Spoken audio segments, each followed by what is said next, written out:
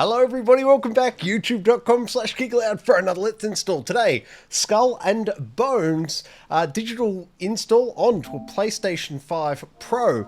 And the reason we're installing this today is because it was recently added to the upper tiers of PlayStation Plus. I'm on the deluxe tier, and in the games library they recently added Skull and Bones, and a few others there as well, and a bunch of them already have installs on the channel. So it is Skull and Bones today. Let's pull up, shall we, the uploads, downloads. And I can tell you, Skull and Bones digital download is 51.774 gigabytes to download. While the download happens, there'll be gameplay footage running on screen. On the other side of that, I'll dive on into the settings menu and make any recommendations for changes.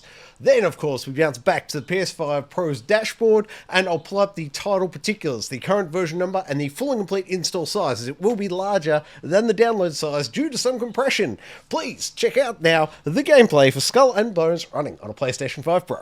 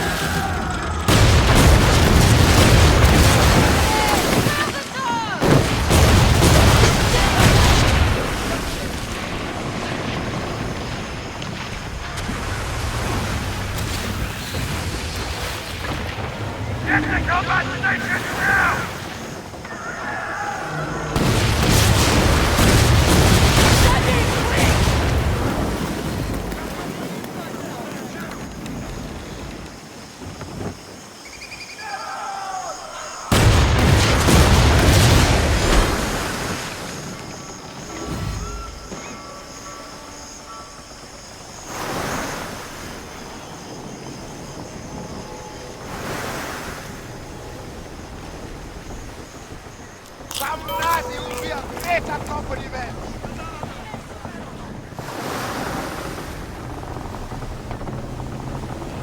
We're on it, Captain!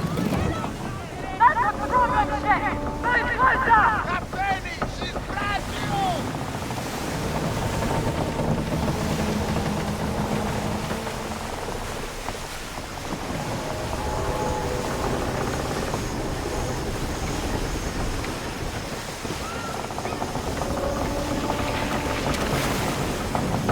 Hey, get the net!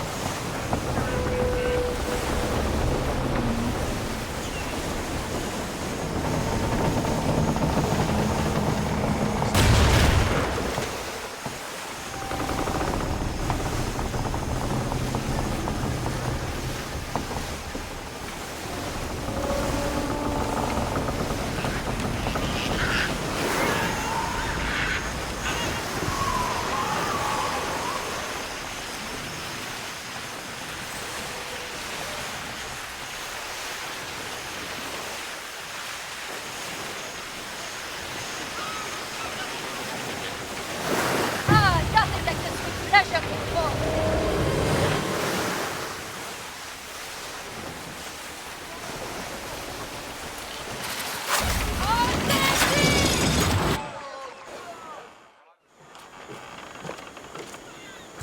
Sorry sight, aren't you?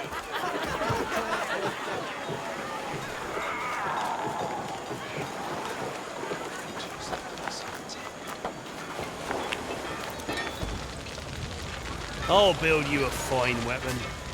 Careful not to blow your foot off. I thought you'd wilt, thought you'd cower, but you've proven me dead wrong, mate.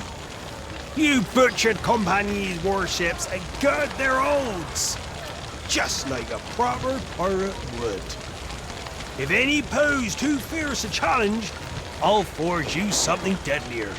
Keep cracking, and even kingpins like Skurlock will take notice.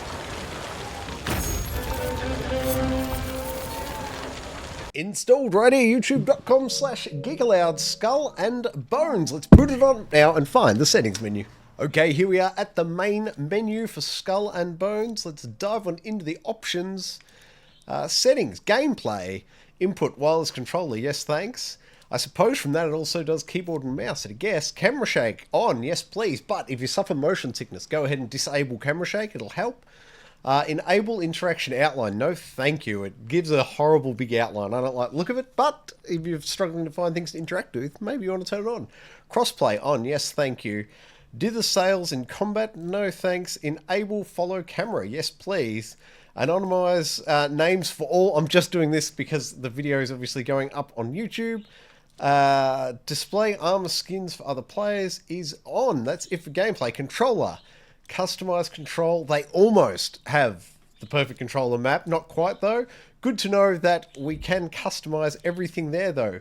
Input presets. I will leave them as default. Vibration on. Yes, thanks. At 100%. And I love the trigger effects on the DualSense. So yes, on at 100% as well. I don't wish to swap my sticks left and right, but if for some reason you do, that option is available there. Movement stick threshold. I'll leave it at the default 0. Aim assist, yes please. Auto lock strength, I'll leave that at the default. We'll leave all these defaults. Decouple camera is off. Allow vertical orientation and horizontal auto orientation, yes thanks. Invert your sticks. It's not for me, but if you invert your sticks, there it is right there. I will leave the horizontal and vertical sensitivities at the default 50%. Sailing camera, once again not inverted. And all these options are grayed out. We'll leave that alone. Keyboard and mouse. You could go in and do that, but that isn't for me. But the options are there, and they look like the exact same options we've already gone through. General, everything at 100%. They'll note I've pulled the music volume out to 0 just because this video is going on YouTube and I don't want the copyright strike or potential one. I don't know if this game could trigger it. Some of them do, so I just pull all the music out by default. Dynamic range at full. Voice chat, no thank you. Text to speech, also no thank you. Outgoing text to speech is off as well. Language, what do we got? English everywhere, thank you.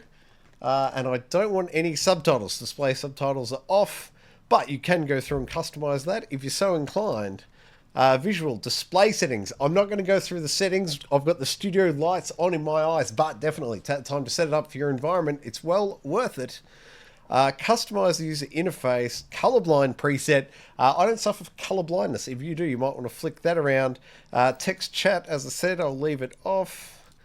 And objectives, give them to me tracked. Thank you. Graphics options, depth of field, not for me. Either is motion blurred. That is it for the settings within Skull and Bones. Let's bounce back now to the PS5 Pro's dashboard, pull up the particulars, and wrap up this here Let's Install. I can tell you Skull and Bones is currently version 1.000.036, and that is a full and complete install size of 52.45 gigabytes. Thank you very much for watching another Let's Install right here on Geek Aloud. Please check out the Gaming Enforcement Agency. It's our weekly video games podcast. We do it here as a live stream each and every Thursday night at 8:30 p.m. What else can you do with Geek Aloud? Like it, subscribe it, you'll never miss it.